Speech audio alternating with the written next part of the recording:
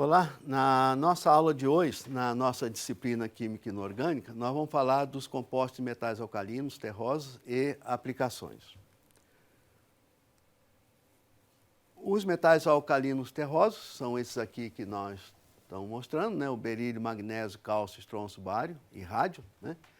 E são metais que reagem facilmente, né? Com água, com oxigênio, por exemplo, né? Mas ele tem algumas características bastante interessantes, por exemplo, para formar ligas. A liga do berílio com o cobre, por exemplo, é bastante resistente à corrosão de água salgada. Isso permite, por exemplo, né, esse tipo de liga ser usado em cabos, né, a serem usados na prospecção de petróleo, como, por exemplo, aqui no Brasil faz a Petrobras, que tem a prospecção do petróleo no mar, né? Então, é interessante ter algumas ligas que possam não sofrer corrosão pela água salgada. E esse tipo de liga é também usado na produção de ferramentas que possam evitar faísca. Isso por quê?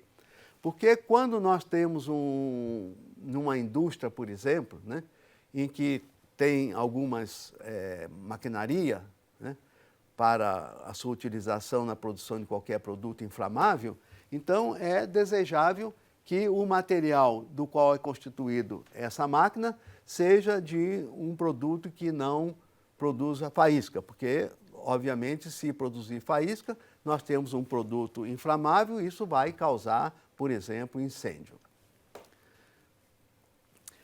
Um outro aspecto das ligas envolvendo metais alcalinos terrosos é que elas são leves, né? E o magnésio, por exemplo, é um metal bastante abundante e é leve. Então, a formação de ligas contendo esse elemento, né, por exemplo, com alumínio ou com zinco, é bastante utilizado na fabricação de carros e aviões, né? Isso graças a ser uma liga resistente e leve, né? E o magnésio pode também formar ligas com os elementos de terra rara que resistem a altas temperaturas. Isso é interessante quando a gente pensa em produção de engrenagem. Se nós temos uma máquina, por exemplo, que a engrenagem gera uma alta temperatura, né, então precisa, para não haver deformação dessa engrenagem, uma liga ou um material que seja resistente a essa temperatura. Então, aqui novamente o magnésio junto com terra rara forma ligas com esta propriedade.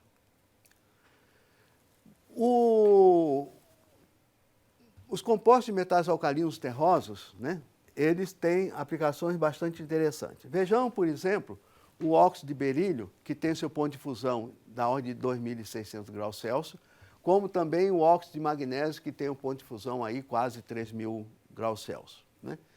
Isso permite ao uso desses óxidos na fabricação de tijolos refratários, que são utilizados para a produção de fornos elétricos e de cadinhos que possam ser usados a altas temperaturas. O cadinho são os tipos, né, de copo, né, de materiais, né, por exemplo, de óxido de berílio, óxido de magnésio, em que ele pode ser colocado a alta temperatura sem se fundir. Isso, às vezes, você quer usar esse cadinho, por exemplo, para fundir um metal como aqueles que nós falamos em aulas passadas, como o sódio, né, ou como o potássio, ou qualquer coisa que o valha, né? Então, é interessante que você tenha um material que resista a essas altas temperaturas. O óxido de magnésio, por suas características, ele é também muito utilizado na produção de cimento, né? Embora em pequena quantidade, no cimento Portland, por exemplo, que 60% a 70% é de óxido de cálcio, uma quantidade aí da ordem de 20% é de óxido de silício, do óxido de alumínio da ordem de 2 a 9%, o óxido de ferro é de 1 a 6%, mas uma pequena quantidade é de óxido de magnésio, que dá características especiais a esse cimento.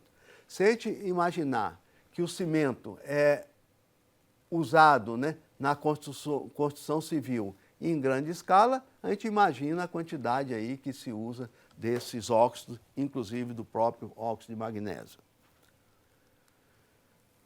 O hidróxido de magnésio, ele é muito familiar a nós, né? Porque ele dispersa em água uma concentração aí da ordem de 7%, ele forma o nosso leite de magnésia, né? Que serve como antiácido, combatendo a acidez estomacal e como laxante. Dependendo da quantidade que você usa, né, que você ingere do leite de magnésia, que é o próprio hidróxido de magnésio, você vai ter aí efeitos diversos, que pode ser um laxante ou simplesmente para combater a azia. Esse hidróxido de magnésio ele é simplesmente usado por uma reação do magnésio com água. E isso aqui é uma reação também de óxido-redução, onde o magnésio vai de 0 a 2, né, e o hidrogênio é reduzido. Aqui é um outro produto bastante familiar nosso, que é o que nós chamamos de cal-viva, ou seja, o óxido de cálcio. É bastante usado na indústria de vidro. É usado também na indústria de papel e celulose para regenerar a soda cáustica e para branquear as polpas de papel. Lembro que a soda cáustica é o hidróxido de sódio. Se a gente usar o óxido de cálcio no meio em que vai ser produzido o hidróxido de cálcio, esse hidróxido pode regenerar aquele hidróxido da soda cáustica que é usado no processo do branqueamento do papel, né? Na metalurgia, o óxido de cálcio é bastante utilizado porque, se nós pensarmos, né, num minério de ferro, esse minério ele contém, por exemplo, né, areia, que é o óxido de silício, contém o óxido de alumínio e o óxido de fósforo como impureza. Nessas reações, nós estamos vendo aqui, né, que ele consome, o óxido de cálcio consome essas impurezas, formando esses produtos que no meio em que está sendo efetuado o processo de purificação do ferro na metalurgia, eles são líquidos, isso pode ser separado então do que resta do ferro. Isso é chamado de escória, que é retirado e usado para outro objetivo. Pode ser aí como parte do asfalto, por exemplo, ou coisa que o valha, né? Mas vejam que é também bastante utilizado, uma vez que a metalurgia de ferro no Brasil é bastante difundida. Na indústria alimentícia, o óxido de cálcio também é bastante utilizado. Isso para a remoção dos compostos fosfáticos, né, e também compostos orgânicos, e no próprio clareamento do açúcar, né? E, às vezes, né, nós compramos uma compota de, por exemplo, doce de abóbora, né, e ela tem esse pedaço de abóbora, né, vem assim como cristalizado. Isso é porque tem uma superfície de óxido de cálcio, né, nesses doces, né? Então dá essa consistência assim um tanto quanto crocante nesses alimentos, né? Isso torna algo mais atrativo, né? O cloreto de cálcio é um ingrediente útil para a indústria alimentícia na fabricação de queijo, permitindo melhor rendimento e eficiência na coagulação do leite, né? Então veja novamente que um sal muito simples de cálcio, bastante abundante, é usado para produzir alimento. Bem, o óxido de cálcio, né, é também usado para a produção do acetileno e da cianamida de cálcio, que é usado na fabricação da ureia, que está aqui, e da tiureia, né? O acetileno ele pode ser usado a partir do óxido de cálcio, reagindo com o coque, por exemplo, o carbono, né? Isso vai produzir o carbeto de cálcio, né, e o monóxido de carbono. O carbeto de cálcio, por sua vez, vai reagir com a água, né, produzindo o hidróxido de cálcio e o acetileno. O acetileno é um gás bastante energético e que ele é usado nos maçaricos, isso para aumentar a temperatura da chama desse maçarico, que é usado para soldas, por exemplo, para alta temperatura, para cortar vidros, ou seja, na fabricação de vidro, e o acetileno é bastante utilizado nesses processos, né? O carbeto de cálcio, né, que nós obtivemos nesse processo aqui, ele pode reagir, né, com o nitrogênio, formando então a cianamida de cálcio. A cianamida vai reagir com água, formando então a amônia, que é um produto bastante utilizado na indústria, inclusive de fertilizante, né? E a cianamida de cálcio vai reagir com ácido sulfúrico, produzir então a cianamida, que vai ser usada em outros processos industriais, e o correspondente sulfato de cálcio. Então vejam, né, que o óxido de cálcio ele é bastante abundante e bastante utilizado na indústria. O hidróxido de cálcio, que é o que nós chamamos de cal hidratada, é usado abundantemente na construção civil como componente no preparo de argamassa. A argamassa nada mais é que é o que nós usamos comumente como massa, que é utilizado no assentamento de tijolos, por exemplo, de ladrilho, né? Então é bastante utilizado na nossa construção civil. Esse hidróxido de cálcio é também bastante usado no preparo de tintas alcalinas, né? Alcalina vem porque isso aqui é do hidróxido de cálcio com um metal, que é um metal alcalino, né? Isso é para produzir tintas brancas, né? De coloração branca. Isso é utilizado, né, para a pintura, né, porque ele confere a essa tinta propriedades fungicidas e bactericidas.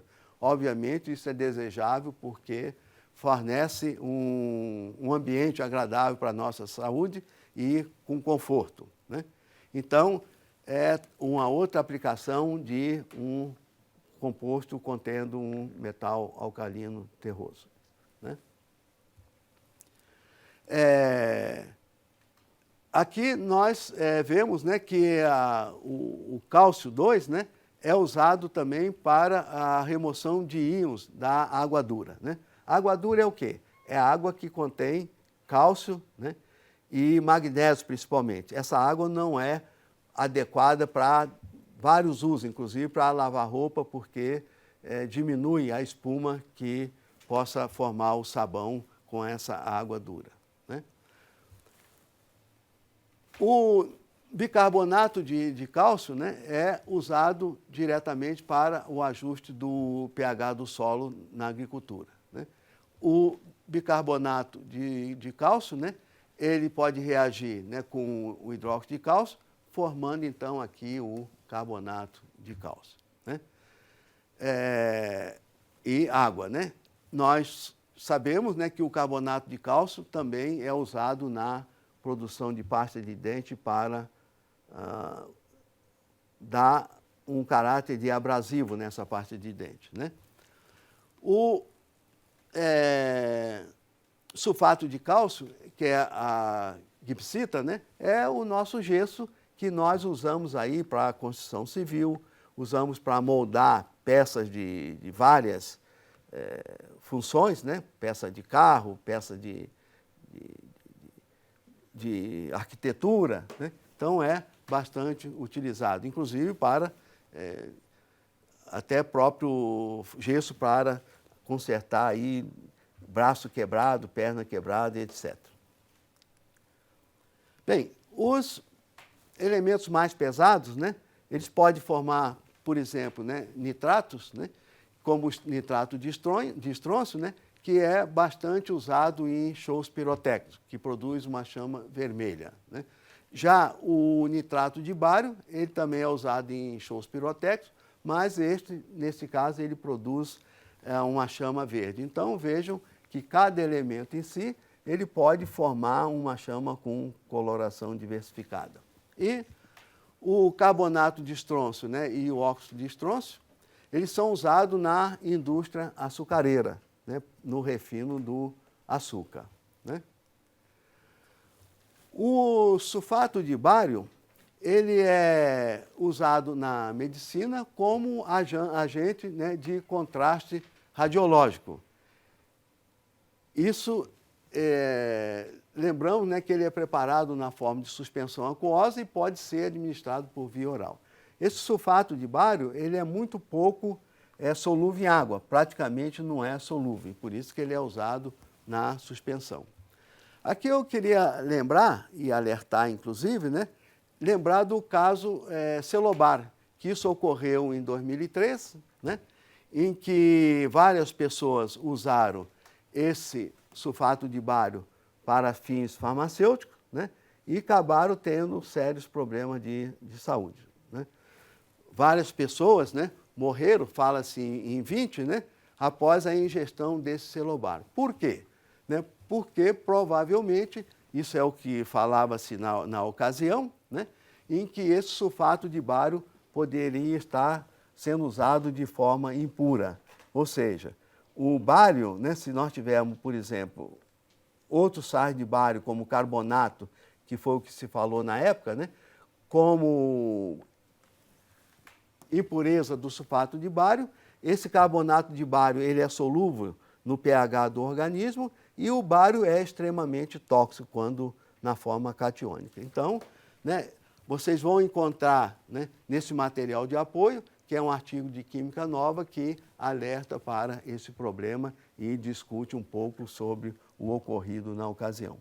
Então, fica aqui o alerta, né, que quando tratamos principalmente de produto químico para ser usado na medicina, temos que ter muita certeza de que estamos usando um produto de fato puro, porque, caso contrário, poderemos ter consequências indesejáveis levando até a morte.